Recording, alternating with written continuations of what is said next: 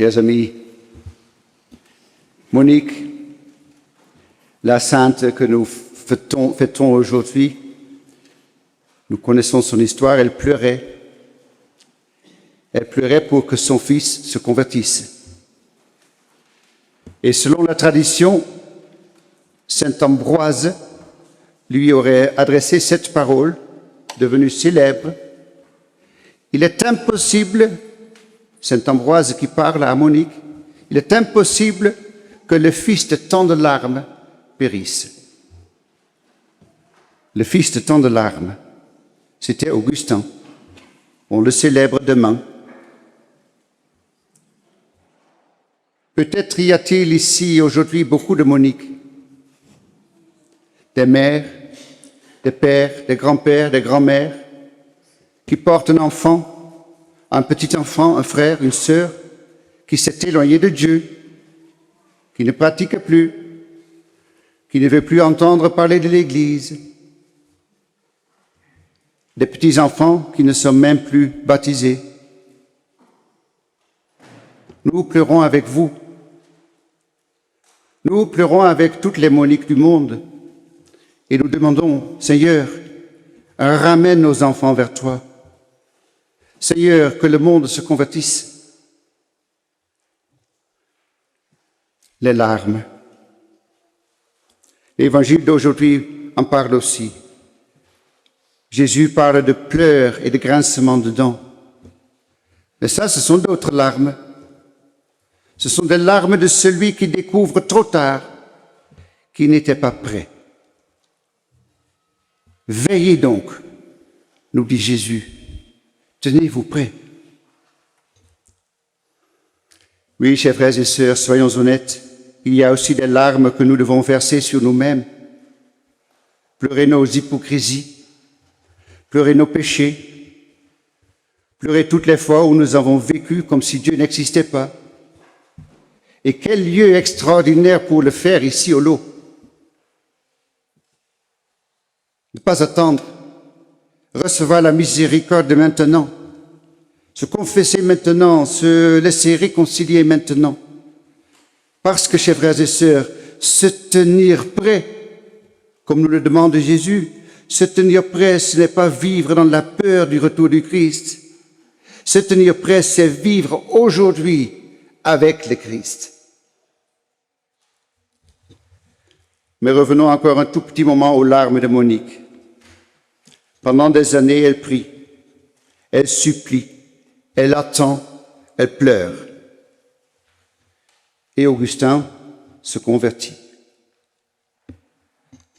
Alors il y a une question brûlante qui s'impose, une question délicate. Les larmes de Monique ont-elles changé le cœur de Dieu, finalement? Je répète cette question.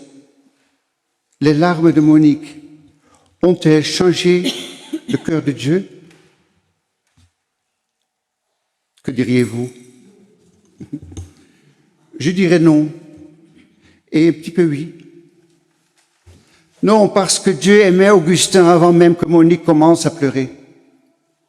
Dieu désirait de son salut plus encore que sa mère. Dieu n'avait pas besoin d'être convaincu d'aimer Augustin. Mais oui, parce que Dieu, dans sa providence, a voulu que les larmes de Monique fassent partie de l'histoire du salut d'Augustin. Voilà le mystère merveilleux de la prière, chers amis. Lorsque nous prions, nous ne donnons pas une information à Dieu, parce qu'il sait tout. Lorsque nous prions, nous ne faisons pas pression sur lui. Nous ne cherchons pas à rendre Dieu plus miséricordieux qu'il ne l'est déjà. Non, quand nous prions, nous entrons dans sa providence. Nous entrons dans la providence de Dieu. Dieu veut agir. Dieu agit. Mais mystérieusement, il veut aussi que nous participions à son action. Dieu veut sauver Augustin et il donne à Monique la grâce de le porter dans sa prière. C'est pourquoi Jésus nous dit de prier sans cesse. Notre prière n'est jamais inutile, même lorsque nous ne voyons rien, même lorsque les années passent, même lorsque celui pour lequel nous prions semble s'éloigner davantage. Monique ne voyait pas encore Saint Augustin. Elle ne voyait qu'un fils qui cherchait ailleurs, qui se trompait, qui résistait à la grâce. Dieu, lui, dans sa providence, a toujours vu, voyait déjà Saint Augustin.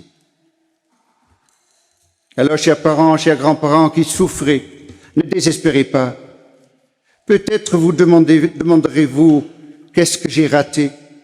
Pourquoi mes enfants ont-ils quitté la foi? Pourquoi mes petits-enfants ne connaissent-ils plus Jésus? Ne laissez pas cette souffrance devenir culpabilité ou désespoir. Car Saint Paul nous le dit aujourd'hui, Dieu est fidèle. Dieu est fidèle. La fidélité de Dieu, chers amis, est beaucoup plus grande que toutes nos infidélités. Et d'ailleurs, avant de regarder nos enfants, regardons-nous nous-mêmes. Combien de fois ai-je, moi aussi, quitté le Seigneur? Peut-être pas visiblement, extérieurement, mais intérieurement. Lorsque je ne lui fais pas confiance, lorsque je préfère mes projets aux siens, lorsque je vis une journée entière sans vraiment penser à lui. Et pourtant, chers amis, pourtant, combien de fois le Seigneur est-il venu me chercher? Voilà notre espérance. Voilà notre espérance pour ceux que nous aimons. Le Christ sait chercher une brebis beaucoup mieux que nous. Alors, confions-la lui. Confions-la lui. Et surtout ici, pendant ce congrès d'adoration, amenons-les spirituellement devant Jésus dans l'Eucharistie. Peut-être avez-vous déjà tout dit à votre enfant. Peut-être vaut-il mieux maintenant ne plus rien dire. Mais, chers amis, vous pouvez encore parler de votre enfant, de vos petits-enfants, à Jésus. Déposez son prénom devant le Saint-Sacrement. Jésus, je te le confie. Je ne peux pas entrer dans son cœur, mais toi, tu peux. Je ne peux pas le suivre partout, mais toi, tu es déjà là. Je ne peux pas le sauver, mais toi, Jésus, tu es le Sauveur. Voilà, chers frères et sœurs, peut-être le grand passage que Sainte Monique veut nous apprendre aujourd'hui. Passer de l'angoisse à l'intercession. Passer de l'impuissance à la confiance.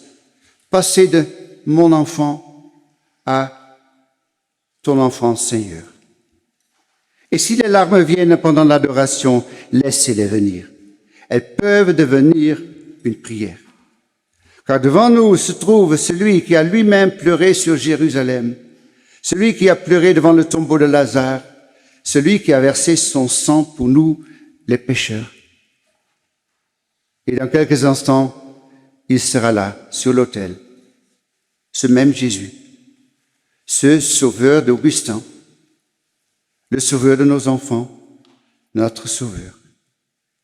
Alors, avec Sainte Monique, continuons à prier, continuons à espérer, continuons à pleurer, car Dieu, il est fidèle et aucune larme offerte dans la foi n'est perdue. Amen.